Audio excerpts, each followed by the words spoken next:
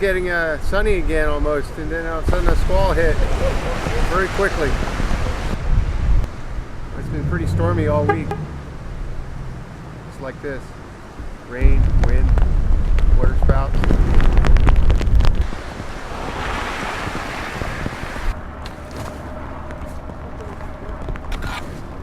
We are with a program, it's a community program called CERT. It's a community emergency response team, and what we do is we assist the firefighters and police in disaster situations like this.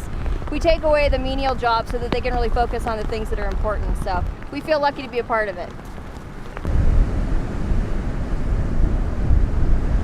Windy and stormy, gnarly. Waves are shutting down. Going home. Some hot chocolate. Sit by the fire, you know. Yeah, we're done. We're going home. Time to pack it up.